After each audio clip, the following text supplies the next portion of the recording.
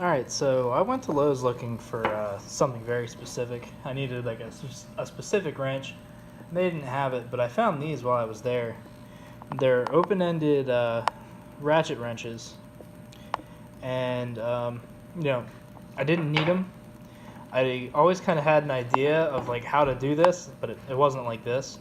And I'm kind of curious how they're going to work, and just looking at it, I don't really have high hopes. But we'll find something to test it out with. I kind of feel like these are just going to round shit off. Just the shape of them, looks kind of weird.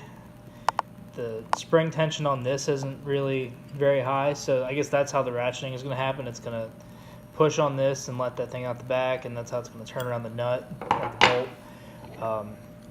Had this little try-me thing, and it worked kind of well on there, but who knows how well it will actually work in an application where you can't put another hand on it to keep it tight or anything like that. So we'll grab this 10mm one because that's the most important size, and we'll give it a try. So we have a couple 10mm here, so let's see if we can just give this a try.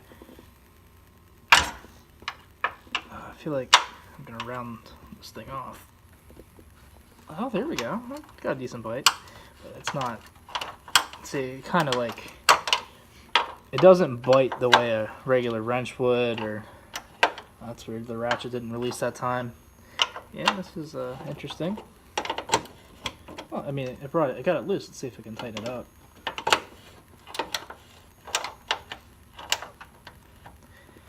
So they definitely work. I'm sort of curious how long they'll last, but it did take care of that bolt, but it took a lot of effort to keep the wrench on the nut or on the bolt, which is kind of weird. If we had just a regular 10mm, I wouldn't have had to kind of fight to keep it on, where like, let's try this one. You can just kind of see if I have to put a ton of pressure on it to get it to stay down and actually bite, which is going to take away from your ability to apply leverage to the ratchet in the event it's actually really tight.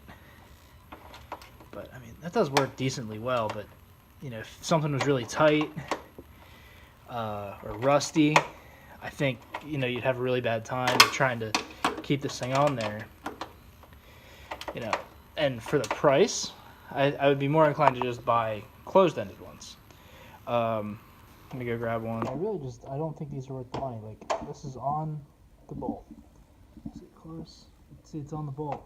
Turn it like it's regular wrench, and it slips off of the bolt most of the time. So then it bites there, but then it's loose again. So it's so inconsistent. Like, really, you're kind of giving up the benefits of the ratcheting mechanism. And like right now, it's too loose for it to ratchet, so just turning the bolt back and forth. Where you're not going to run into issues like that with some of these other ones, because you can put a finger on it, or do whatever you have to do like that to get the bolt to tighten up. You don't have that luxury with these.